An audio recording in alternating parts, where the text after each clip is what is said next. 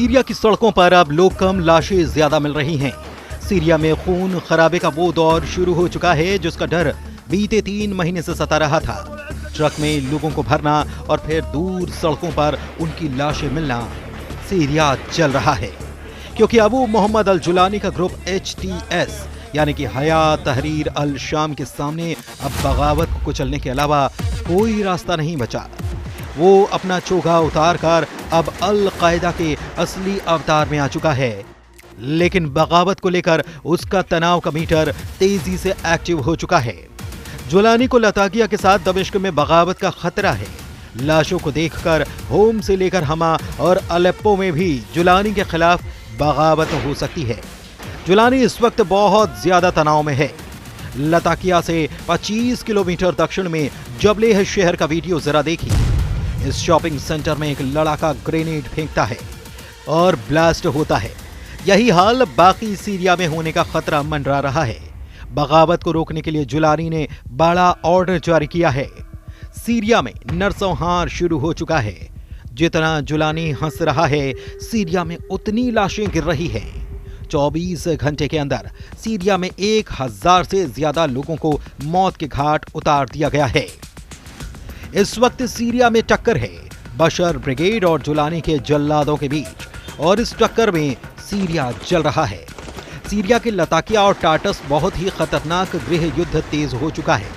सड़कों पर लाशें हैं। जुलानी की सेना ने बशर अल असद के समर्थकों को चुन चुन कर मारना शुरू कर दिया है।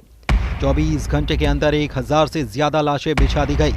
मौतों का यह आंकड़ा 2011 में सीरियाई गृह युद्ध के बाद सबसे ज्यादा है।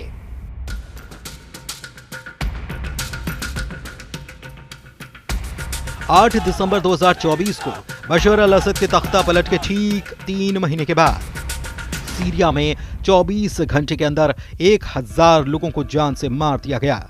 यानी कि 8 दिसंबर को तख्ता पलट और 8 मार्च को नरसंहार। मारे गए 1000 लोगों में 750 से ज्यादा अलावी समुदाय के हैं, जिससे कि सीरिया के पूर्व राष्ट्रपति बशर अल असद भी आते हैं। इसके अलावा ईसाई समुदाय के लोगों की हत्याएं की गईं और बाकी मिलिशिया से भी बदला लिया गया है। सबसे ज्यादा खून खराबा सीरिया के लताकिया और हाफी शहरों में हुआ है। वीडियो ऐसे हैं जो विचलित कर सकते हैं। जुलानी की सेना का भी दावा है कि बशर अल असद के समर्थकों ने उसके 200 लड़ाकों को मार गिराया है और उसी के बाद यह खून खराबा शुरू हुआ। अब जुलानी का ऑर्डर है कि वो बशर अल असद के हर उस समर्थक को खत्म करेंगे जो उससे टक्कर लेना चाहते हैं। सीरिया के अंतरिम राष्ट्रपति अल जुलानी ने कहा, अपने भयानक हमलों से सीरिया को बचाने वालों की हत्या की गई है। अस्पताल पर हमले किए गए और निर्दोषों को मारा गया। इसकी माफी नहीं है और इसका जो जवाब दिया गया है उसे ये बर्दाश्त नहीं कर पाएंगे। देर होने से पहले इन्हें अपने हथियार डाल देने चाहिए। जुलानी ने सड़कों पर टैंक भी उतारे हैं। ये लताकिया है और सबसे ज्यादा हत्याएं इसी शहर में हुई हैं। लताकिया सामरिक रूप से काफी अहम है। भूमध्य सागर के किनारे ये शहर में बशर अल असद का सबसे मजबूत गढ़ माना गया है, लेकिन अब यहाँ पर जुलानी की हुकूमत है और उसे ही टक्कर देने की कोशिश की गई है। सीरिया में पिछले 24 घंटे में क्या हुआ और अगले 24 घंटे में क्या होने जा रहा है, डर और आशंकाओं के बीच पूरा अरब वर्ल्ड दहला हुआ है। जो बगावत जुलानी ने की, अब वैसी ही बगावत के खतरे को देखकर जुलानी का खौफ बुलंदी पर पहुंच गया है।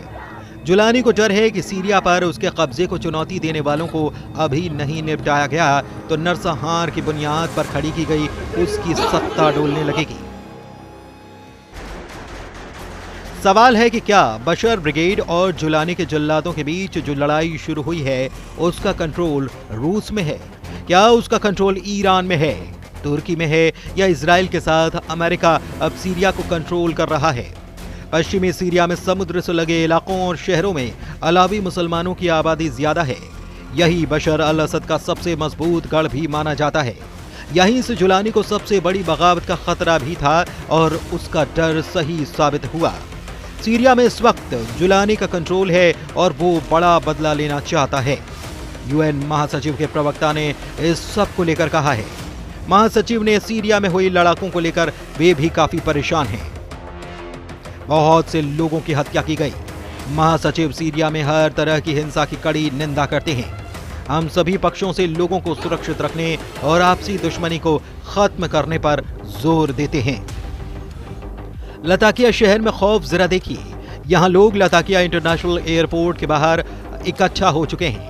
यहीं पर रूस की मिलिट्री बेस भी है और ये लोग अब रूस से पनाह मांग रहे हैं ताकि किसी तरह जुलानी के गुस्से से बच पाएं, क्योंकि जुलानी के ऑर्डर पर उसके लड़ाके बशर अल असद के समर्थकों को चुन चुन कर मार रहे हैं। ऐसा इसीलिए क्योंकि बशर समर्थकों को जुलानी की सत्ता किसी कीमत पर कबूल नहीं। यही वजह है कि अब बशर ब्रिगेड और जुलानी के जल्लादों के बीच युद्ध शुरू हो चुका है, या कहीं कि सीरिया एक बार फिर से गृह युद्ध में फंस गया है। ईरान के विदेश मंत्रालय के प्रवक्ता इसे ठीक नहीं बता रहे हैं। सीरिया में अलावी, ईसाई, रूस और बाकी अल्पसंख्यकों को निशाना बनाया गया है। इससे पूरे क्षेत्र और अंतर्राष्ट्रीय समुदाय को ठेस पहुंची है। सीरिया में सिविल वॉर की आग तेजी से फैलती जा रही है। जब से पश्चिमी सीरिया में ये लड़ाई शुरू हुई, जब से बशर अल असद के समर्थक और जुलानी के ग्रुप हया तहरीर अल शाम आमने सामने हैं और अब ज्यादा हत्याएं और ज्यादा लाशें गिरने का डर सताने लगा है। जुलानी ने उत्तर सीरिया से लड़ाकों को दक्षिण की तरफ कूच करने का ऑर्डर दिया है। एसटीएस के सदस्य अबू दहर ने कहा, हम अलेप्पो के सुरक्षा अधिकारी बशर अल असद के समर्थकों को हराने के लिए तटीय इलाकों की तरफ रुख कर रहे हैं। उन्होंने लताकिया के प्रशासन पर हमला भी बोला। जिस देश पर जुलानी ने इस लड़ाका ब्रिगेड की मदद से कब्जा किया, अब वो इन्हीं के जरिए अपना कब्जा बनाए रखने की लड़ाई तेज कर रहा है। जुलानी के एक इशारे पर जान देने और जान लेने वाले ये लड़ाके एसटीएस ग्रुप यानी कि हया तहरीर अल शाम ग्रुप के हैं, जो सीरिया में पहले अल कायदा के नाम से जाना जाता था।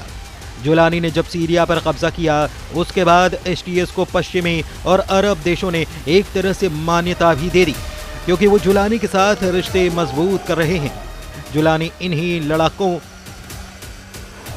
या कहें कि पूर्व अल कायदा के आतंकियों की मदद से फिर से पूरे सीरिया पर अपने कंट्रोल को मजबूत करना चाहता है। इनके पास हथियारों के नाम पर ये छोटे ट्रक और एसयूवी कार हैं और इनमें ऐसी गाड़ियां भी हैं जिन पर एंटी एयरक्राफ्ट गन लगी है। एसटीएस के सदस्यों ने बताया कि यह काफिला सीरिया के तटीय इलाकों में मौजूद हमारे साथियों की मदद के लिए है। हम अलेप्पो शहर से निकले हैं, जो भी कानून तोड़ेगा उससे निपटा जाएगा। हुकूमत से कोई नहीं टकरा पाएगा, हम वहां की व्यवस्था को ठीक कर देंगे। ये इदलिब है और यहाँ के रहने वाले कई एसटीएस लड़ाके बशर अल असद के समर्थकों के हाथों मारे गए हैं। ये जुलानी का इलाका है और यहाँ बशर अल असद की ब्रिगेड के खिलाफ गुस्सा बहुत ज्यादा है। यानी जिस गृह युद्ध से सीरिया पिछले 3 महीनों से बचा हुआ था, वो अब सामने नजर आ रहा है। एक तरह से पश्चिम एशिया में नया वॉर जोन एक्टिव हो चुका है। बशर अल असद और जुलानी के लड़ाके एक दूसरे के खिलाफ युद्ध शुरू कर चुके हैं। सीरिया इस वक्त वो वॉर जोन बना है जहां कई देशों के इंटेलिजेंस एजेंसियां और खुफिया लड़ाके एक्टिव हैं। ईरान से लेकर इजराइल और तुर्की से लेकर सऊदी अरब तक सब सीरिया को कंट्रोल करना चाहते हैं। तुर्की के विदेश मंत्री हकान फिदान ने बताया कि हमने देखा है कि सीरिया की नई सरकार जो नीति अपना रही है, उसके खिलाफ भड़काने की कोशिश जारी है। सीरिया में हर वर्ग, हर समुदाय को इससे बचना चाहिए। 15 साल पहले 2011 में सीरिया में गृह युद्ध शुरू हुआ था। तभी बगदादी का आतंकवादी संगठन ISIS ने भी सीरिया पर कब्जा करना शुरू किया था। बगदादी के साथ जुलानी भी उसका कमांडर बना और फिर वो अल कायदा में शामिल हो गया।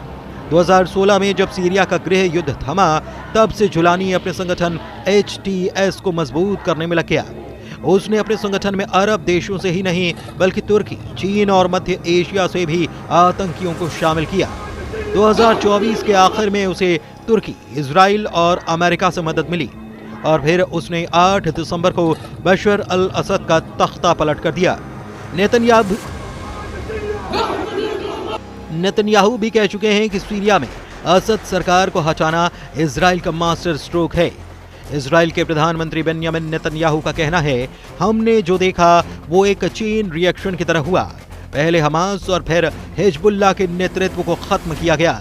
इससे ईरान को बड़ा झटका लगा। यही ट्रंप ने भी कहा कि जो कुछ हुआ है उसके पीछे इजराइल की कामयाबी है। वैसे HTS सिर्फ एक नया नाम है। इसके पहले इस आतंकी गुट को नुसरा फ्रंट और जबहात अल नुसरा के नाम से जाना जाता रहा है।